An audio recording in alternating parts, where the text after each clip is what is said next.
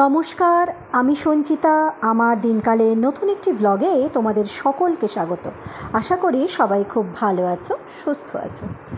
আজ আমি তোমাদের সকলকে নিয়ে যাব আমাদের চুঁচুড়ার অন্নপূর্ণা ঘাট সংলগ্ন যে ছোট্ট একটি পার্কের মতো আছে, যেটা হাতিওয়ালা স্লিপ, কচ্ছপ, এই সমস্ত ছোট ছোট জিনিস দিয়ে কিছু পার্কের মতো করা আছে।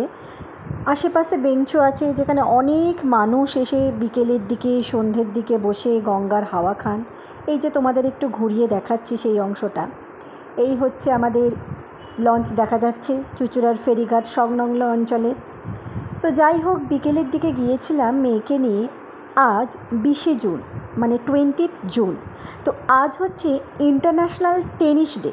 তো মেয়ে তো টেনিস খেলে না, বা খেললেও হয়তো বাড়িতে খেলে, কিন্তু যাই হোক, আজ একটা সমস্ত টেনিস প্লেয়ার যারা, তাদের পক্ষে একটা বিশেষ দিন। তো যাই হোক, মেয়ে তো আর খেলে না, মেয়েকে নিয়ে তাই এমনি ঘুরে ঘুরে গিয়েছিলাম, বিকালে একটু খেলতে গেছিলাম মেয়েকে নিয়ে, যাতে সারা দিনের কর্মক্লান্তিটা কিছুটা হলেও ঘোচে, মেয়েরও ঘোচে, আমারও ঘোচে।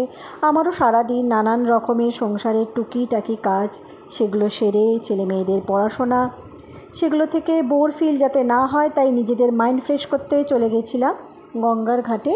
মেয়েও একটু খেলা করলো। খেলা শেষে সন্ধে যখন হব হয়েছে, তখন দুজনে মিলে মা মেয়েতে দুটিতে বসে একটু ঠান্ডা হাওয়া খেয়ে, গঙ্গার একটু চারপাশের প্রকৃতি দেখে, স্নিগ্ধ হাওয়া উপভোগ করে আবার ব্যাক টু লাইফ আসার পালা। এসে সন্ধে আবার যে যার কাজে ব্যস্ত, মেয়ে পড়াশোনায় ব্যস্ত, আমি সংসারের কাজে ব্যস্ত, মেয়েকেও পড়াতে হবে।